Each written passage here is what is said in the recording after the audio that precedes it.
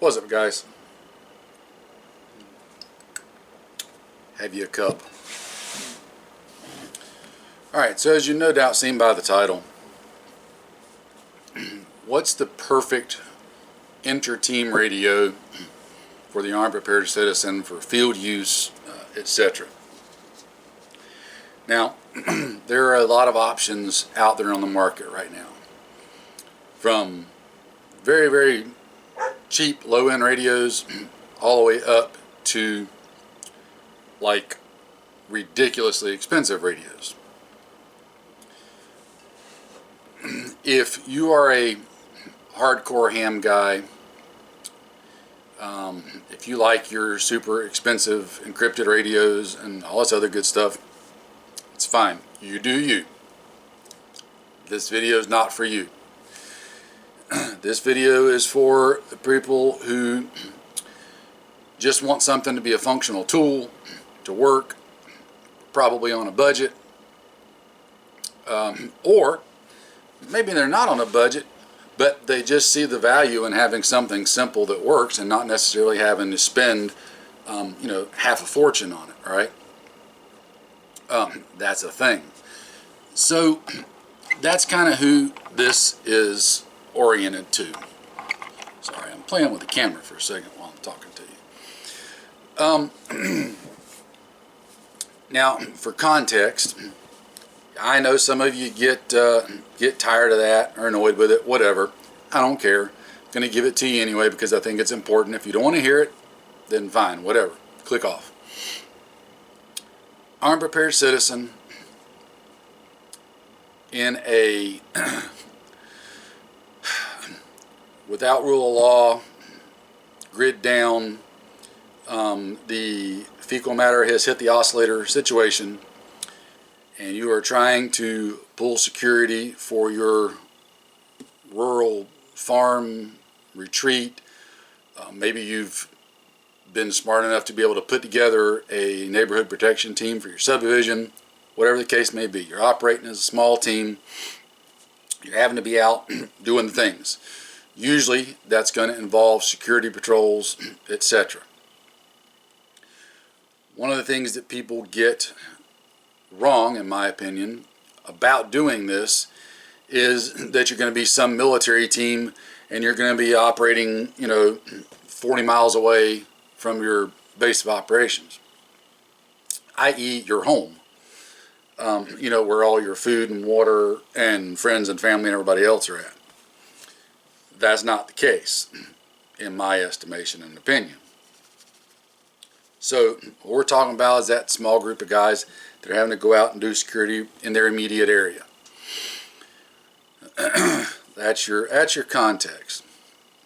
Now, in that context, every guy that's going out on security, whether it's a patrol, a security position, whatever, should have a radio.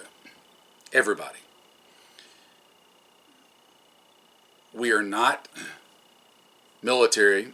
You're not, most likely not, and God bless you if you can, most likely not going to have the manpower to send out multiple squad-size elements to do recon and security and information gathering. So instead of having 4 squads of 4 or 5 people each, where you only need an RTO in each squad to have comms, you may be 1 squad of 4 if you're lucky, and the 4 of you might end up having to separate to do different things. Everybody's got to have a radio. Again, we're not just carbon copying military doctrine here. It's not what this is about. So, not getting off on that rabbit hole, that's a whole nother discussion. For having that context and that game plan in mind, you, the average armed prepared citizen, from my criteria, I want a radio that gives me the most bang for the buck. Now, I've been playing with this Bufang UV-21R since late last year. I've already got a video up on it where I did a rain test on it. You can go search back and find that if you're interested in watching it. But I've been using it on my own and integrating it and trying it out. And I really like this radio for this role of the armed prepared citizen. And I'm going to tell you why.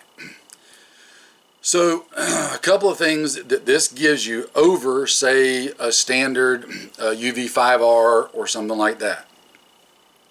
First and foremost, this does offer you some weather resistance. It is water resistant. Not waterproof, water resistant. There is a difference. If you have this out in the pouring rain, it's going to be fine. If you go swimming with it in the lake or the river, it's likely not going to be fine. Okay, there's a difference. Now, you should always have your radios, regardless of whether they have any kind of water resistant rating or not, they should be protected, i.e., as I've showed before, little Ziploc baggie trick, in a covered flap pouch, so on and so forth. And yeah, I know some of you get all bent out of shape about that. Whatever, go do you. For those of you that are interested, a 10-cent Ziploc baggie goes a long way into protecting your vital pieces of equipment. So all that said, if you take those measures and then add in the water resistance that it's got, it gives you a radio that is going to likely handle if you have to be out in the rain. Well, as armed prepared citizens, in the context of the situation that I just described at the beginning, there's a high probability at some point you're going to be out in the rain. This offers you that little added extra level. Secondly, this does cover the 200, 220 megahertz bands. That opens up an additional set of frequencies that you can utilize. It gives you a little bit more capability. It gives you a bigger area to move around in. Additionally, it takes all of your standard, any accessories you've already got for UV-21R or any other Boothwang or similar radio. It's got the standard 2-pin Kenwood type connection, so you can still use all your standard things. Excuse me. As you can see, you can put just a regular BNC adapter on there, excuse me, to be able to quickly change out antennas, so on and so forth, which you should do another video.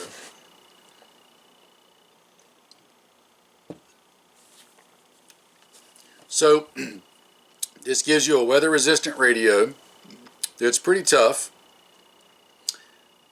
that you can put on low power with a number of frequency options, and you can talk to your teammates. Being able to put it on low power with a stubby antenna, it keeps your signal really short and tight. You're not broadcasting out to the whole world, which is what you want to be doing, keep everything close in. And lastly, one of the features that this one's got is it has a voice scramble mode on it. Now, again, for you hardcore dudes, this isn't going to apply. But for all of us normal folks, here's why I've come to like that scramble feature. It alters your voice enough that unless somebody has gotten another one of these and knows which of the settings you're on, which there's only 3, so it ain't hard to figure out, but unless they've got a radio that's got that, they're going to have a real hard time understanding what you're saying.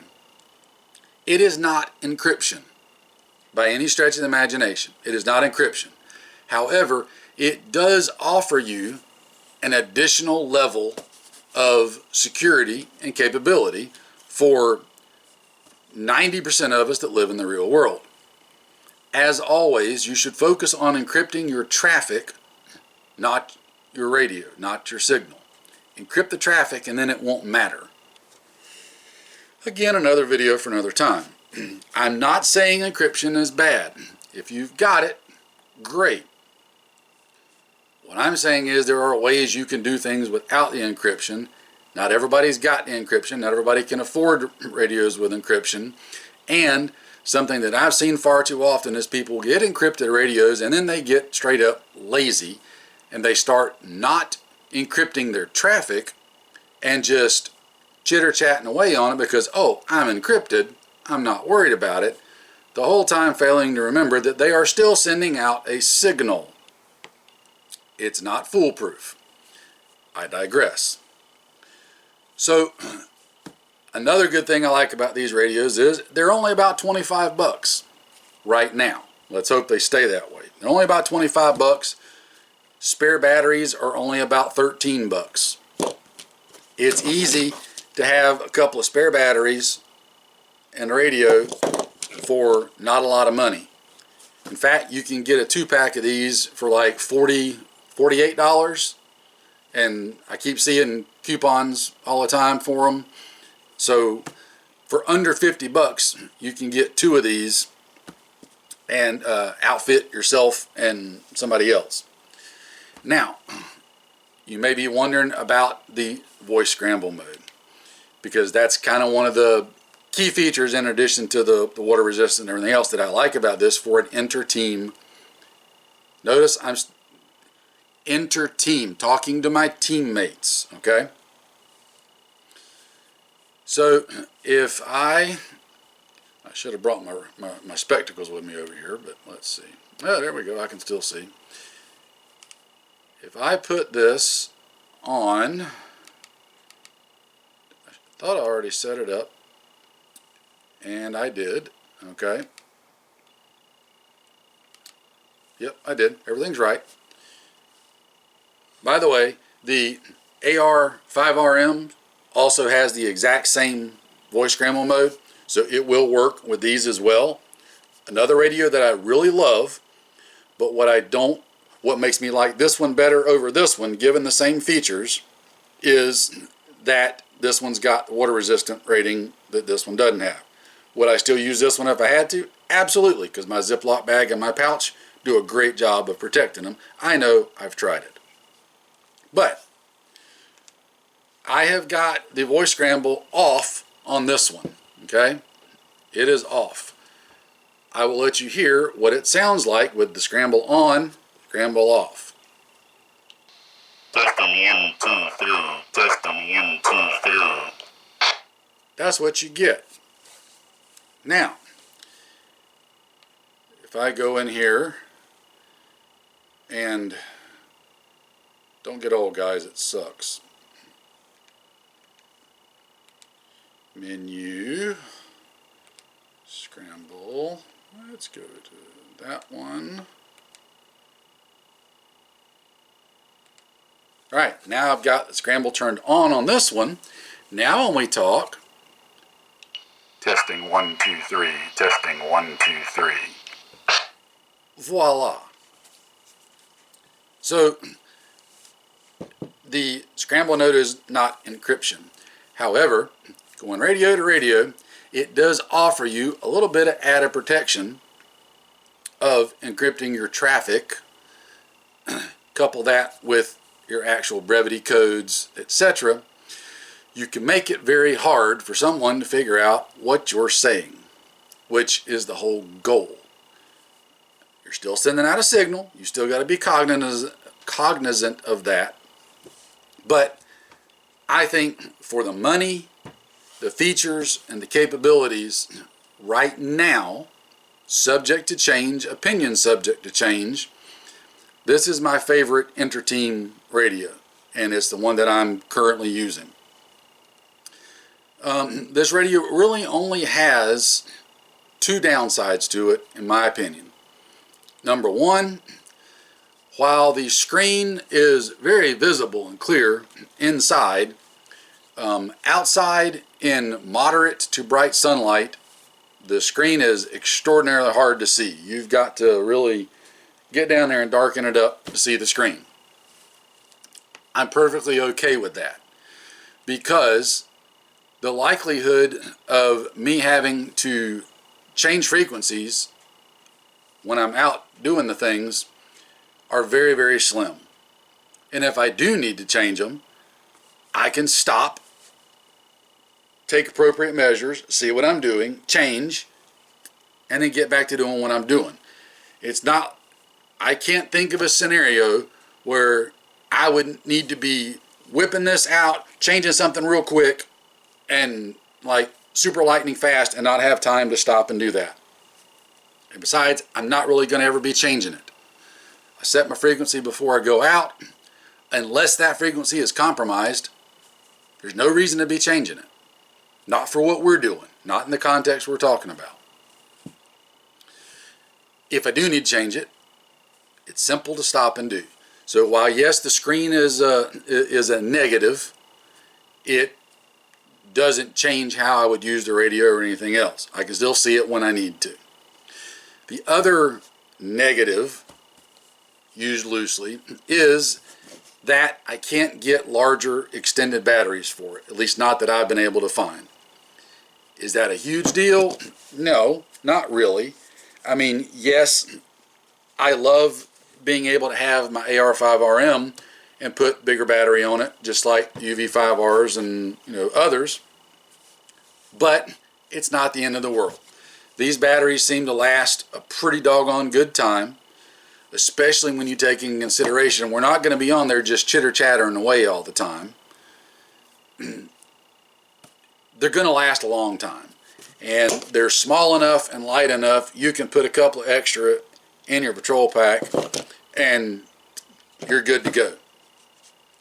So that's all of my reasons why I like UV-21R as a inter-team radio for the armed prepared citizen. Again, are there other options out there? Absolutely. You find the one that works for you and your situation and your team. This is just for those that may be looking for an idea. The price is right on them. You can get the things to do the things with on them. So on and so forth. So that's why I like it. Again, comparing to the 5RM that I also love very much. Oh, I almost forgot. That just dawned on me. So like the AR5RM that I've got. It's a 10 watt radio.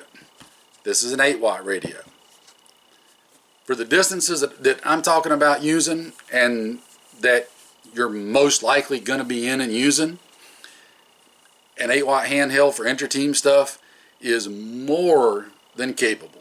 More than capable. Especially even with a halfway decent antenna. In our thick terrain, on low power, with a stubby, I'm easily talking to anybody I need to talk to on my team without any issue whatsoever. And bumping it up to high power, even better. So while it's only 8 watts instead of 10 watts, those 2 watts of lossage of power is not really that big of a deal. That's only going to come in extreme situations of terrain and distance, which at that point we'd have a whole nother set of circumstances to talk about at that point. Again, for inter-team use, talking to my buddies on my team that I'm out doing the things with, this is my choice. Is it right for you? I don't know. Might be. Possibly. Go check it out and try it for yourself and see. That's the only way you're truly going to know. I'm just showing it to you because I like it and I use it. It's a great little radio for my purposes. As always, you got to get out there and do the things. It's the only way you're going to get good at it. It's the only way you're going to know it. Get off the internet and go do the stuff and ignore all the naysayers and oh no, don't even go there, John. I was fixing to go down another rabbit hole. Alright, I need more coffee. Get out there and get after it. See y'all later. Oh, by the way, for my one buddy that I know will probably watch this, get off my lawn.